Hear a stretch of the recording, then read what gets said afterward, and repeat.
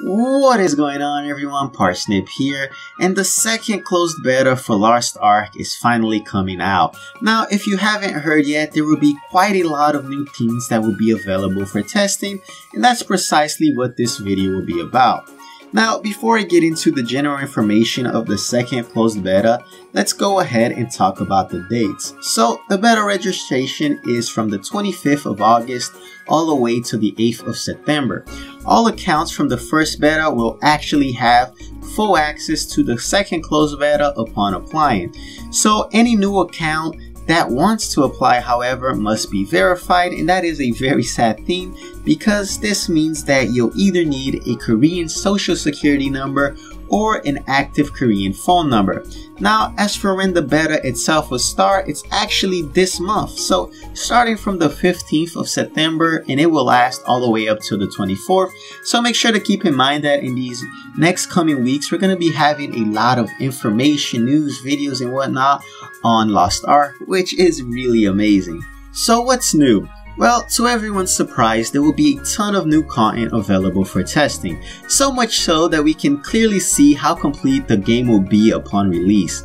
And I'm super excited about that. Now, starting off, let's go ahead and talk about the level cap, which this time around will be 50, and a couple of new zones that we will have available to explore. Now, the main reason that I'm talking about these zones to start off with is because these zones will be accessible through selling, which is the main new addition of this closed beta. Now, you might have seen selling before on the few trailers that have been released, or maybe you heard about it from somewhere or seen some pictures, something along those lines, but it seems as though selling will indeed have a big role in Lost Ark. Now, to start off your journey in sailing, all you have to do is head over to the main wave harbor, which is located on the Lutherian East End. Now guys, before you come raging at me for pronouncing something wrong, or maybe it's poorly translated or something along those lines, I am truly sorry. I haven't actually played the game, plus I have no idea how to pronounce half of these things, so please don't pay much attention to the pronunciation of things like names of certain things, places, and whatnot.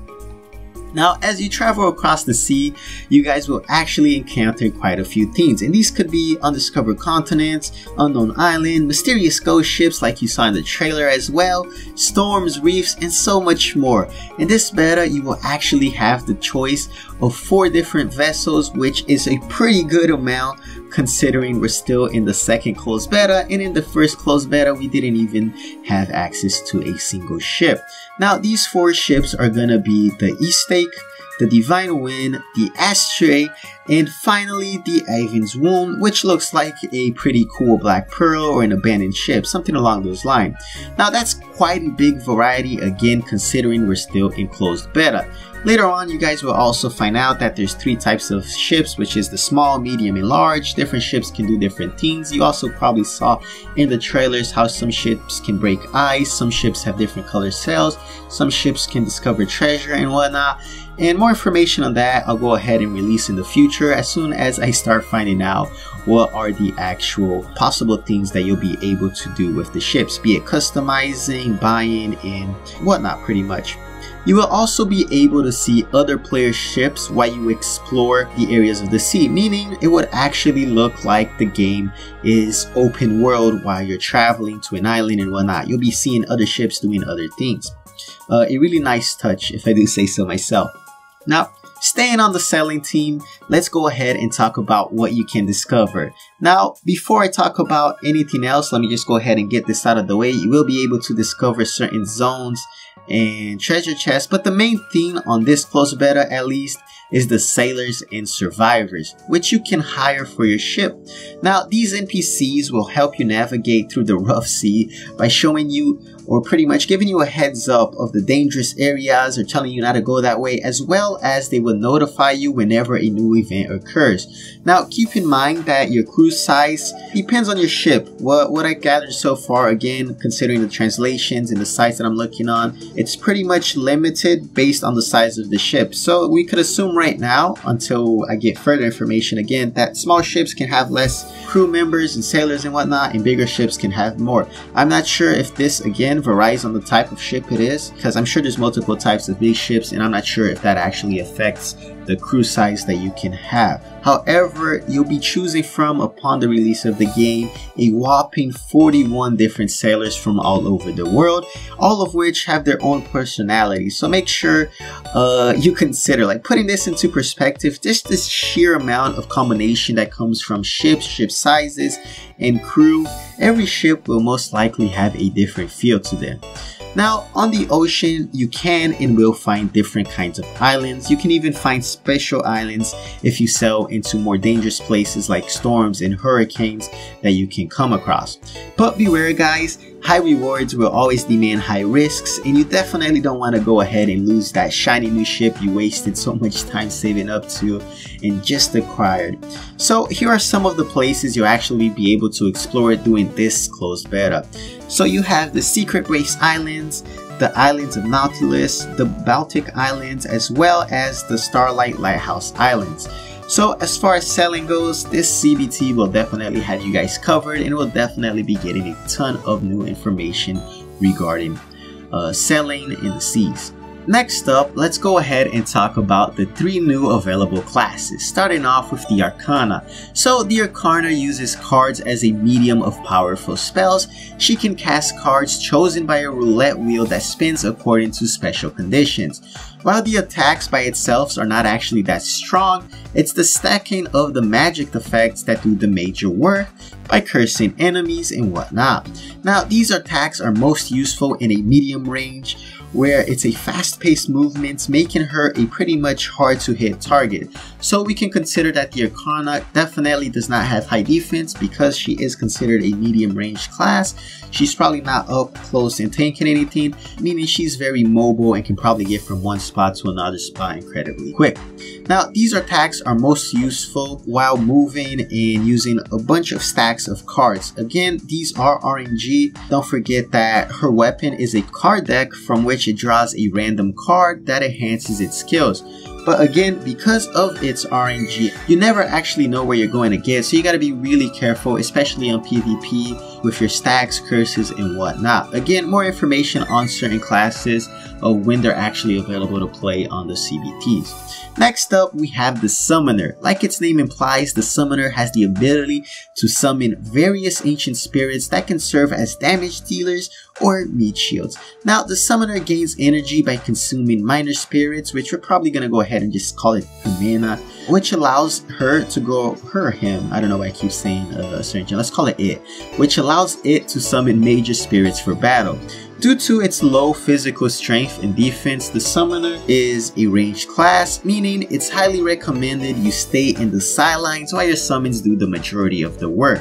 Now, masters of these classes, meaning people who are really good at these classes, should have no problems no matter the situations. They could either use their summons to go ahead and tank for the party, or go ahead and just continue being a damage dealer. Lastly, guys, we go ahead and talk about the last melee class that we're going to go ahead and have, which is the Destroyer, a close range melee class. And though it lacked the ability to move quickly, the maneuverability and whatnot, its damage and tankiness definitely makes up for that slight weakness. Now, the Destroyer uses a gravity hammer to inflict massive damage to its enemies. Now, the gravity core in the hammer gets slowly filled up when attacking enemies, so that means the more enemies you attack, a little orb or core in your hammer is going to go ahead and start getting fuller and fuller and fuller, and when it's full, it's gonna go ahead and activate a gravity gauge. So this pretty much just means that once you attack enough monsters, an effect is gonna apply, which is the effect is that it weakens the enemies as well as it slows down enemies. So not only is it gonna serve as a sort of I guess you could call it a buff, it's also going to serve as CC, which is always good, especially considering you're in the front lines and you can definitely keep things away from the weaker members of your party. So with the classes out of the way, let's talk about the life skills. So for all of you that enjoy crafting professions and exploring, know that in this CBT there will be life skills equipment. Now this might not be ideal for going to battle, however the life skill equipment is very different than your usual plate armor or leather briefs and whatnot. Now the equipment itself serves the main purpose of supporting you when you are obtaining materials or whatever situation that would require you to use your profession. This gear can be obtained from multiple different places like adventure quests, secret dungeons, and explorable islands, which will now be available through selling. Now guys, if you are interested in more information regarding life skills and whatnot, be sure to check out one of my older videos that goes more into details about what life skills are. In a quick explanation that I'm going to go ahead and tell you guys right now, life skills are pretty much professions. If you played RuneScape, Archaeology, Black Desert and whatnot, we all know what it is. It's like mining, wood cutting and whatnot. However, in Lost Ark there are a couple of different ones. Again, if you want more information, make sure to check out the other video. So while we're on equipment, let's go ahead and talk about the new powerful Easter weapons, which will be available to you on this beta after reaching level 50, of course. Now these weapons are considered powerful ancient tools that are upgradable and also change appearance throughout the upgrades. Though not much information is actually out about them yet, they do look pretty amazing. And guys, again, like I'm going to be mentioning throughout the video, that as soon as more information regarding these things come out, I will be going ahead and making new videos and whatnot about them. Next up, let's go ahead and talk about new areas. So unlike the previous beta where you would start as a level 10 bard if you went through the magician route, now this time around the magician starting area will actually be available, which is great. The area is called the Rohando, a place ruled by the queens Syrian, Isanash, and Ajana. Again, don't mind my pronunciation. Not only does this place seem really dark at times, it also appears very colorful and light, you know, very bright, very nice colors, as you guys can see here in the background pretty much. And which is also awesome. I really love seeing these bright, colorful places, and all of a sudden we're inside a castle or whatnot and it's really dark. It's a great change of ambience, and I think it really makes the game have more replay value. Because imagine, for example, let's see, Path of Exile, for example, which is a much darker game and it's dark throughout. This one has a huge variety to it, and I really like that fantasy aspect towards it. Like I said, as soon as I get more information on things like this, I will be releasing it. So another area that you'll actually be able to explore on this closed beta is the Heart of Kiateru. Now this is a new huge dungeon where players must invade a secret base hidden in the mechanical city of Arditan. Your objective here will pretty much be to stop an army of evolved machine soldiers that threaten the area. Now you do this actually by stealing a heavy walker and destroying the soldiers. Now to everyone's enjoyment, especially mine, ever since I saw this in the trailer, the heavy walker is actually that awesome huge robot with machine guns on the front that we got to see on the trailer, and I'll show you guys here in the background as well. Now this will definitely be a blast and a very fun and unique dungeon that you guys will be able to enjoy, play, and see during this CBT. I really love uniqueness in the games, especially when you get to ride this really big badass robot. And guys, you might be thinking that so far we have so much to do already, and they already released so much information on this closed beta, so you'll actually be surprised that there's still quite a bit more. So let's go ahead and get to it. Now, heading back to the life skills, we'll actually have two new life skills which will be available on the CBT2. And those are the hunting and archaeology life skills. So with the hunting life skills, you'll be able to hunt the wildlife all throughout the game and enhance your skills by collecting the bodies of your prey. So the better your tracking skill, the better your prey will be, and the easier it will be to find. So again, more information on this and things like this later on, guys, as soon as the CBT comes out. Next up, we have the archaeology life skill, which is considered a high risk, high cost life skill. Now you can use this skill to find out secrets and hidden parts of the lore. However, you can also use this skill to find hidden treasures and artifacts throughout the Lost Ark world. Again, I have no idea how worthwhile it will be. Normally things like treasure hunting is not the best profession that you could have, but you never know. Maybe there's some rare materials or things like that that you will be able to discover and only be able to obtain through archaeology. And though there's a lot more the last big thing that I want to talk about before this video gets really long is the relationship system with the NPCs. Now, the reason that I do want to talk about this is because me, myself, and I, as well as a lot of other people, did a lot of speculations about the trailer where you could sit down and listen to an NPC or maybe talk to an NPC and maybe new things would unlock and things like that. And there's a lot of speculation, and we finally got some news. So related to this, it's not exactly certain yet. However, we do know that through interactions with NPCs, for example, by gifting to them, constantly buying stuff for them, or maybe playing an instrument near them, you'll be able to increase the symphony they have for you. And the higher your relationship is with the NPC, the better the rewards that they will give you. Now, this can be things from hidden quests to gifts and whatnot, as well as other things. Now, there's actually already a system in place which can show you how well you are with a certain NPC, and you guys can see a picture of that here in the background. Now, with that out of the way, guys, let's go ahead and finish this video up. So guys, I'm gonna go ahead and quickly sum up the rest of the things you'll be able to do in this closed beta, and I'll get more into details about them in the future. So we will have a total of 9 new dungeons to play, a revised adventure in Metal Quest, PvP rewards, a revised tripod system, new scores, a new secret dungeon, 10 new field bosses, and a new PvP mode. Guys, this is so much content, and so much already seems to be pretty polished. There wasn't that many bugs or things like that in the first closed beta, especially considering all of the closed betas that's been coming out recently. There's been a lot of untranslated text, a bunch of things that don't work or definitely feels rushed. I'm super glad that Lost Ark is taking its time. It's going slow. I would rather 100% of the times have a complete game that's polished, that's working with a minimal amount of bugs, than a rush game that everyone ends up critting after a week or two. So you can definitely see just through this video how much content, how much new content actually will be available now.